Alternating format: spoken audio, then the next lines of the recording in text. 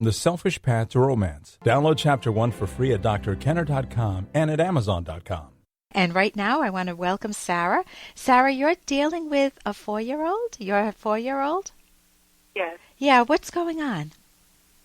Well, me and my ex-husband separated about a year and a half ago, and Okay. she's a daddy's girl. Okay. And I'm having a lot of issues as far as when I say to do something or ask her to do something, I don't have to. I'll just call my daddy, or I'll call my grandma, or always has an extra person that says, "Oh, well, you don't have to do it." So she's... And I'm trying to figure out how I can get through to her to say, "Look, I'm mom. I'm the main person that you need to be listening to, and if you don't, there's going to be consequences." And every time I try to do the consequences, she has something to say. She tells me she hates me. She doesn't want to live with me anymore. All that good stuff. Okay. So you're laughing, and I'm sure there's a lot of pain behind that laughter. So what I'm hearing is she's learned a method at a very young age that's splitting the two parents, or splitting you. It's they're better than you are, and that's been effective with you. And you need a way to be able to answer her, and a way to be able to give her much, much more than just in that moment being able to answer her, being able to give her a principle that this is not a good game to play, to try to split people. So one of the things you can't... Her to say, "Look, I'm mom. I'm, the main person that you need to be listening to, and, if you don't, there's going to be consequences." And every time I try to... One of them... parents become desperate. They try to be nice. "Well, just listen to me. This is what I need you to do. I need you to clean your room, or we have to get in the car right now." "I don't have to. You can't tell me what to do. I'm telling Daddy." Daddy says, who knows what Daddy said? Does Daddy feed it into this? You don't have to listen to Mom? Yeah. Okay. So if you have that, if she's doing things like that, you need a way to reach her mind. And parents typically, this is what I started with, parents typically say, they'll be sweet, and then they'll say, "Now listen, I'm the mother, you listen to me, get in the car right now. I don't want to hear anything about Daddy, in the car right now." And so she could try to get it. She's starting to get in the car. She either crosses her arms and says, "I don't have to." And here you are, a grown adult with a little 4-year-old pushing you around. Yeah. And then you're thinking, what? "Oh, I love my daughter in that moment." It's amazing how much I can love her and be mad at her all at the same time. Okay, so you can hold the full context. So she is not probably feeling very warm and cuddly and fuzzy towards you at that moment. And And I'm gone most of the time because I'm currently in nursing school full time. So I'm gone 4 or 5 days out of the week, and then I come home, and I'm home for a couple of days, and then I go back. And so she gets you for how long? A couple hours a night. Okay. So what is the laughter say? What's behind your laughter? It's just that I have no control, and I haven't figured out a way to figure it out, I guess you could say. What's your best... describe one of your best moments with her. Watching movies with her, just sitting there and talking about the movie and dancing with the movie and listening to the words, and her telling me all about the movie and her telling me about her day. Catching up when we're watching a movie, she'll catch up with me. And that's the best time. That's going to make you an incredibly high value in her life. If you're somebody who gets on her wavelength and enjoys one of her values with her, assuming you need to pick one that you like too. If my kids pick a value that I don't like, I'm sitting there bored to tears.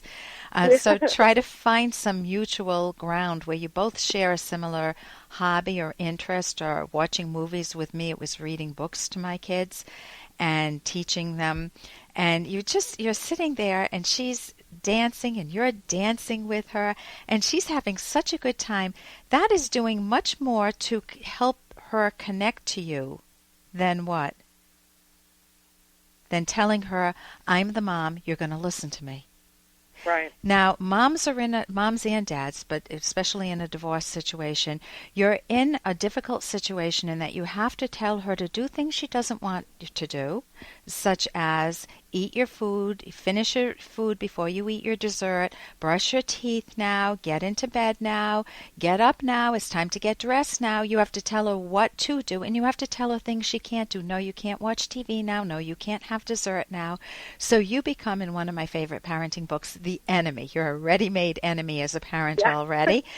So how does any parent get around that, especially if you've got the added complication of your ex possibly saying mean things against you? You don't have to listen to mommy. Just call me if mommy's giving you any problems. And here you are trying to be a nurse in the helping profession, and you can't deal with your own 4-year-old, right? Yeah. So one of the things that you can do is to... Hey, I got to interrupt this because we've got to pay some bills. 30 seconds, that's it. A very quick ad, and then Ellen will be back. Romance. Ugh, I wish guys knew more about what we want from a relationship. Boy, I wish I knew more about what I want. Where's that ad I saw? Here it is. The Selfish Path to Romance. A serious romance guidebook. Download Chapter 1 for free at selfishromance.com and buy it at amazon.com. The Selfish Path to Romance. That is interesting.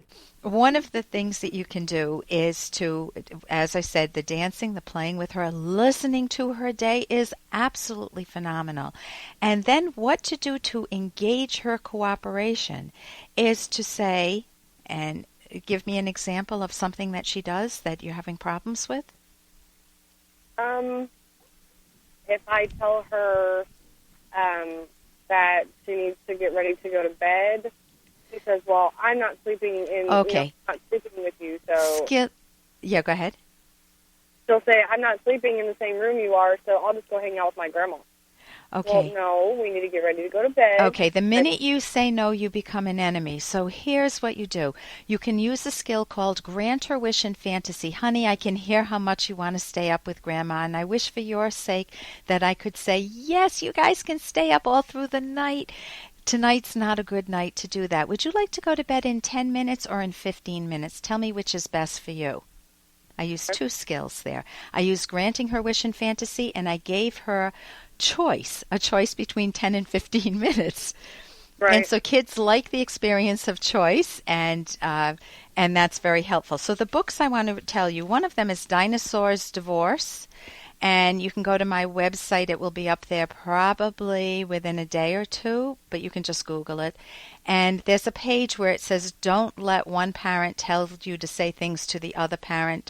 It has in cartoonish form the very principle that you need to teach her, but it's in a book so you guys can talk about it. You know, you can slow down on that frame. The other is the book, How to Talk So Kids Will Listen, and Listen So Kids Will Talk, and that is on my website. That is a phenomenal book. So listen, I wish you wonderful success, Sarah, with your 4-year-old. And here's a little more from Dr. Kenner. You've had quite a life, I suppose. I bet I know just what you're thinking. This is only the beginning. It's only going to get worse from here. Let me tell you something. I'm 81 now. And every morning, I open my eyes and I see the sun streaming through the window. I hear the birds chirping. I smell the coffee brewing down the hall. And I walk into the bathroom and I look into the mirror. And do you know what I say to myself? What? The point is, it is only going to get worse from where you are right now. Well, what did you want me to say? Life gets better with every passing year. Well, you're not making me feel any better, Moira. It's because I can't. Nobody likes to get older. But it doesn't mean you can't enjoy yourself. Look, you're way too young to be concerned about all this. Don't waste the best years of your life worrying about something you can't control. I know you're right. And if that voice sounded familiar, it was Roz from Frasier. And how are you dealing with getting older? Are you embracing it? I have two relatives, one who windsurfs, and at the age of, I guess he's in his 80s now, and the other one really windsurfs and rides for about 14 miles. I ride for about 3 miles. And another relative who travels all over in his mid-80s. So really, if you have good health and if you can keep your health, and that's somewhat out of our control, somewhat in our control, you can really enjoy your life. For more Dr. Kenner podcast, go to drkenner.com and please listen to this ad. Here's an excerpt from The Selfish Path to Romance, the Serious Romance Guidebook by clinical psychologist Dr. Ellen Kenner. One factor that can help you choose the right partner is both yours and your partner's sense of life.